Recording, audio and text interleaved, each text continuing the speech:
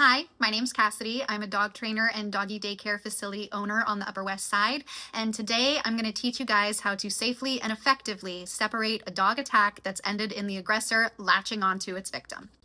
First things first, we need to restrain both the victim and the aggressor. In order to restrain the aggressor, you should come up from behind with a hip grab, shimmy your way up so you're standing straddle over their shoulder blades.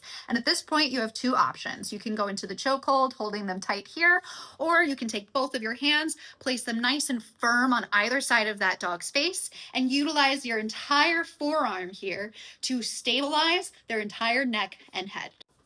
For stabilizing the victim, number one, if they're being held above the ground, immediately go in and support them underneath, and then find where they're attached to the other dog and keep it as still as you possibly can. Once both dogs have been restrained, it's time to go ahead and release the bite.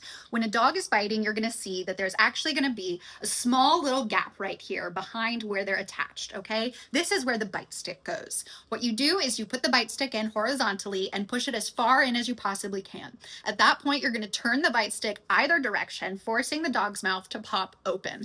At this point, keep the bite stick in their mouth and make as much distance between the two dogs as you can. Now let's talk about what we never do during a latching incident. We never pull the dogs apart physically. All this is going to do is inflict more damage to the victim and make zero progress towards separating the dogs. And number two, you never want to just physically beat the aggressor. The aggressor is latching on because their brain has pushed them into a point where they have to choose between fight, flight, or freeze. And no matter how hard you hit that dog, you are not going to change their brain chemistry in that moment to go from fighting to fleeing. You're just going to increase how much they're fighting to, in their mind, stay alive.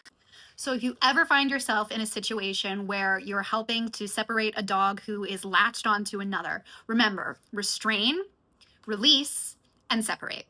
In this next clip, you're gonna see I'm working with Bentley. I immediately start off with a hip grab and start shimmying him back towards me. Now, if he was attached to another dog, I would want to be the one getting a little closer to them, but he decided to do some wiggling for me. Now you see I'm here, I have him in that chokehold, so I'm bringing out the bite stick. I need to put the stick behind where his bite is. This is gonna be a lot easier if he's biting another dog, simply because it'll take place to the front of his mouth versus all the way in the back. As soon as I get it in with a turn, he immediately releases the stick.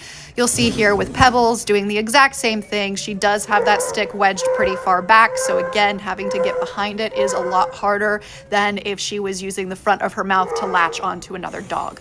You'll see I do twist it in two directions because the first way wasn't turning, and there we go for the release. Good girl! Yes!